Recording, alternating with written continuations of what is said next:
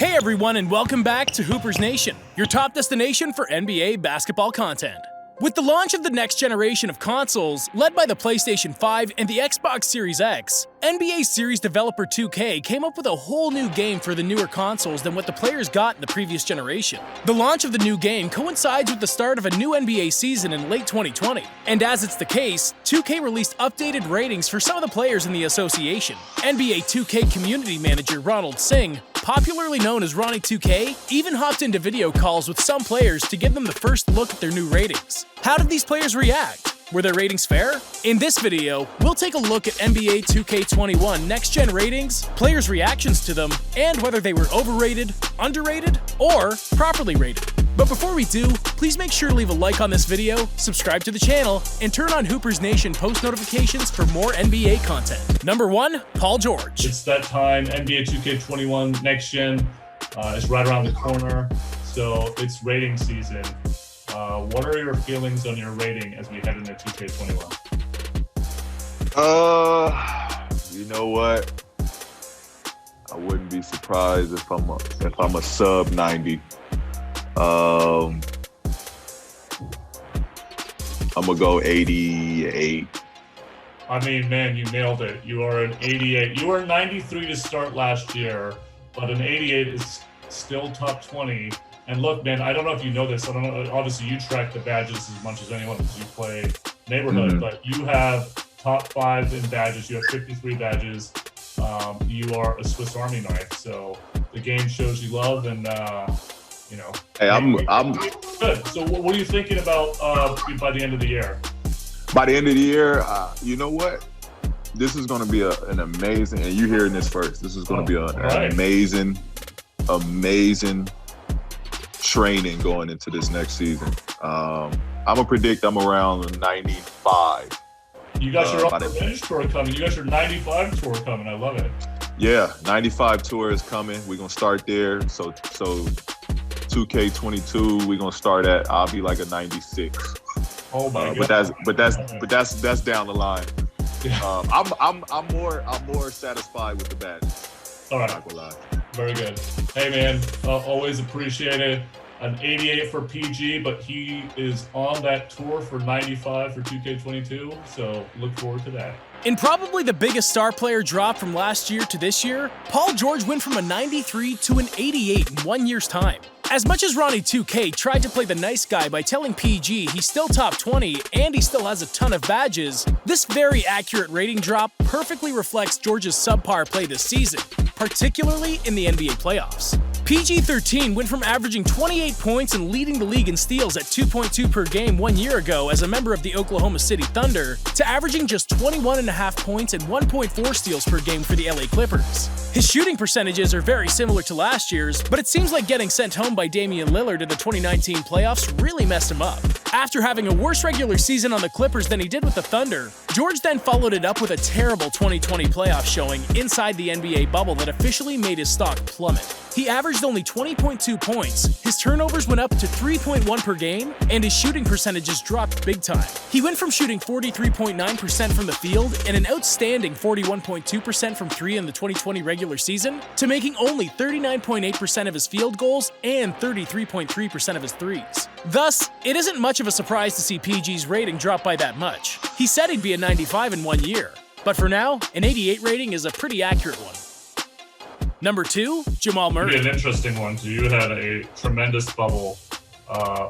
What do you think your rating should be? What I think it should be? Yeah. What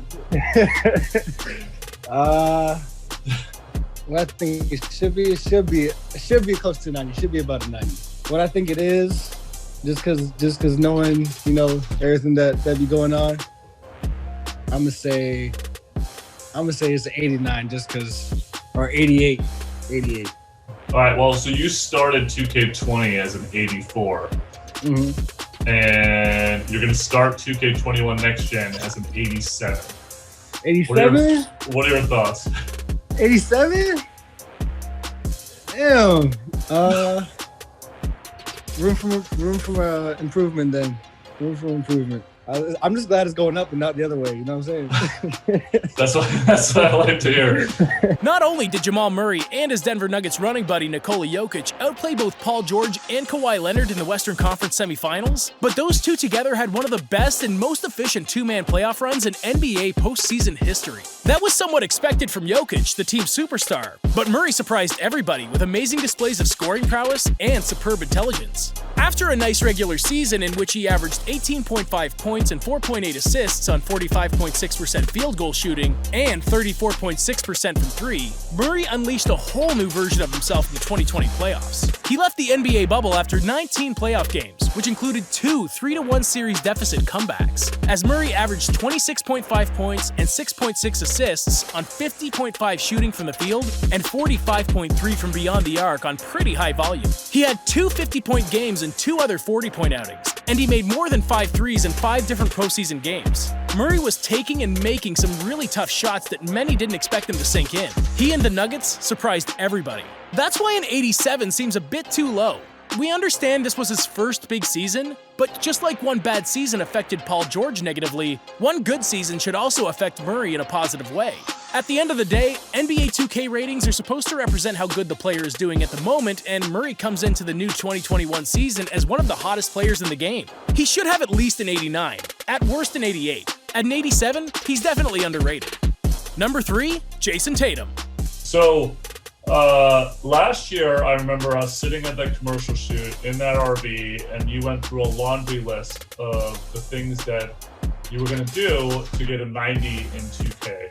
So let's go over that list real quick. All-Star. Yep. Over 20.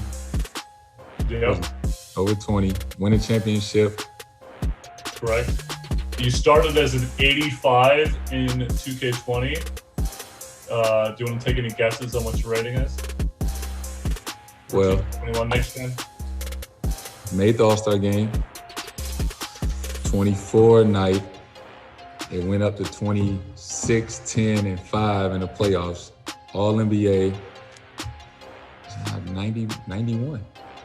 90 at least. It got to be a 90. All right. Well, here you go. It is a 90. You have made it to the 90 club. How you feel right now? Feel good. You set out a goal, before the season. And once you accomplish that goal, it feels good. And now we're on to the next marker. Speaking about young guys who showed up in the playoffs, Tatum cemented himself as the Boston Celtics' best player this past season. Yes, better than Kemba Walker, who disappeared in the playoffs and is an easy target and defensive liability as well. But they really gave Tatum a 90 overall? In the 2019-20 season, Tatum took a huge leap and became an all-star for the first time in his career.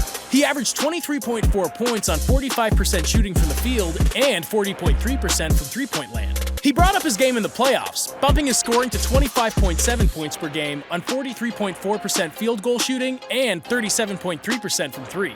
The shooting splits took a minor dip, but Tatum was forced into a bigger scoring role with Kemba Walker's disappearance. However, him and the Celtics were beaten by the Miami Heat in the Eastern Conference Finals, a series that Boston had no business losing. There's only so much a player can do to influence his team's success, but the Celtics genuinely had a chance to make it to the NBA Finals and blew it away. That's not all Tatum's fault, but a 90 overall still looks a bit too high.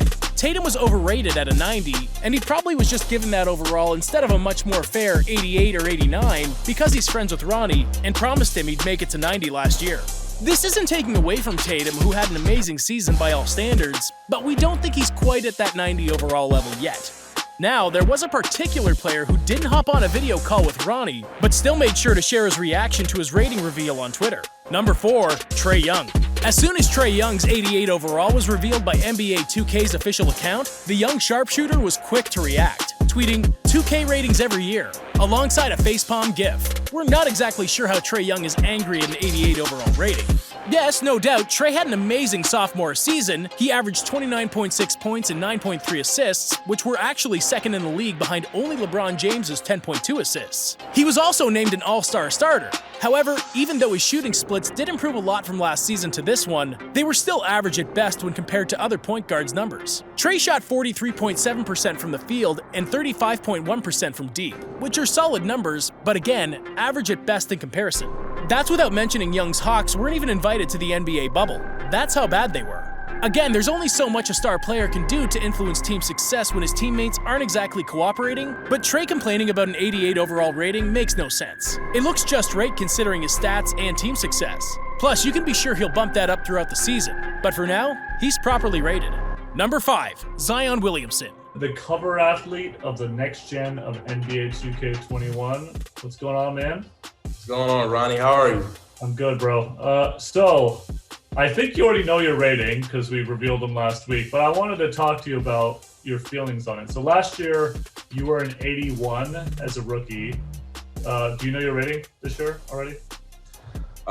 From what I've seen, I think my rating's 86. You are an 86. So talk to me about that. That would put you as one of the highest sophomores ever, especially of this class.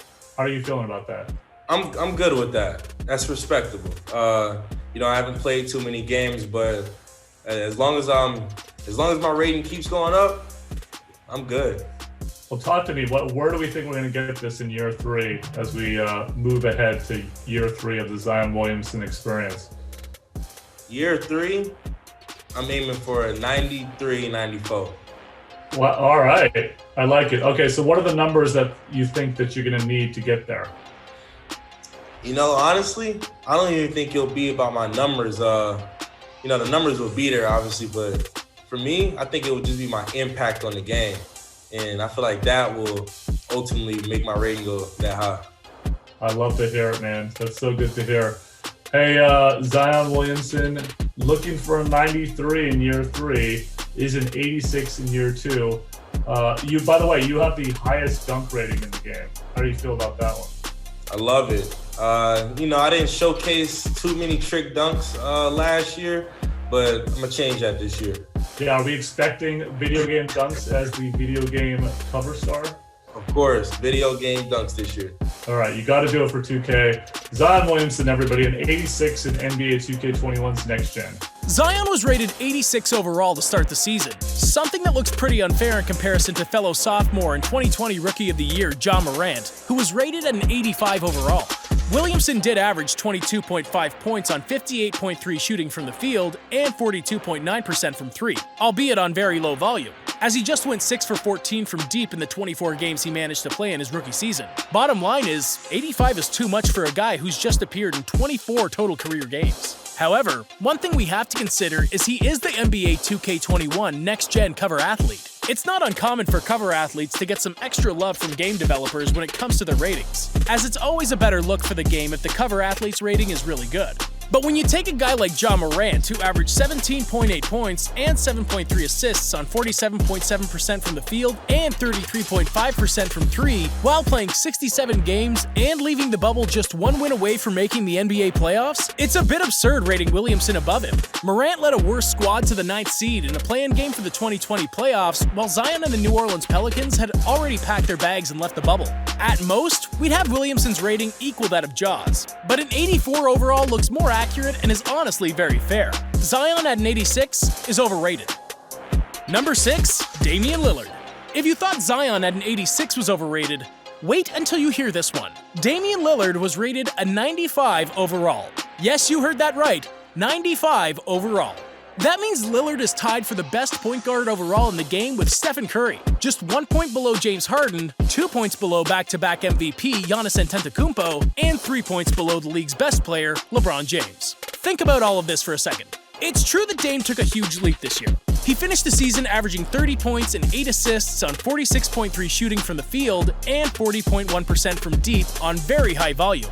But the man just isn't a top 5 player in the game yet. And his name isn't in the same convo as these other players, as his overall suggests. There are still players like Kawhi Leonard, Kevin Durant, and maybe some others firmly ahead of him. There's no denying the impact Lillard has offensively, but you'd expect his team to perform better than his 8th-seeded Blazers did. But guess what? Lillard was also a cover athlete for NBA 2K21, but for the current-gen version.